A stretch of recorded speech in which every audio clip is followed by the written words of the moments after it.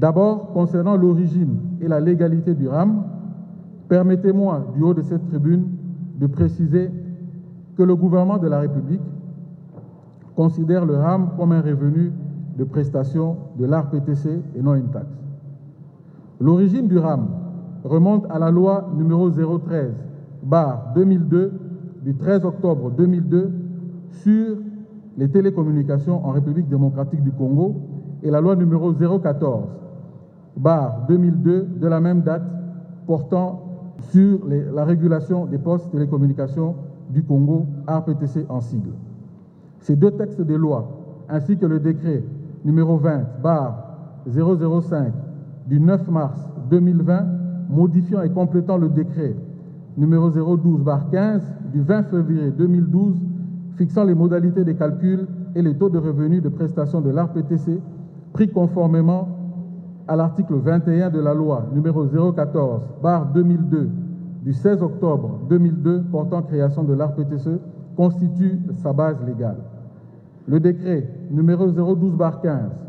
du 20 février 2012 avait été pris par le Premier ministre Adolphe Muzito et le décret numéro 20/005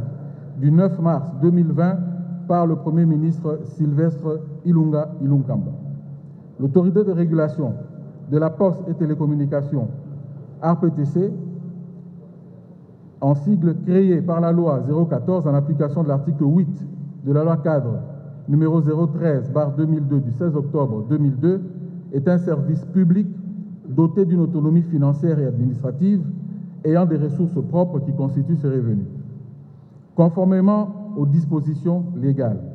ici évoquées, le RAM est donc une rémunération des prestations de l'ARPTC et non une taxe. Suivant la dite loi, l'ARPTC a reçu mandat de certifier tous les appareils mobiles. Ici est de noter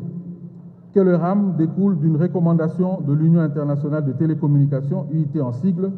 auquel la République démocratique du Congo a adhéré depuis 1964 et a signé en tant qu'État partie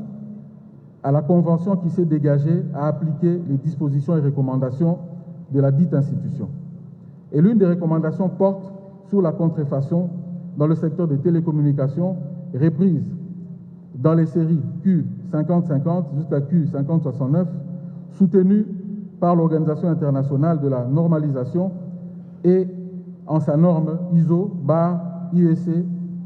17011-2004 portant sur l'évaluation de la conformité.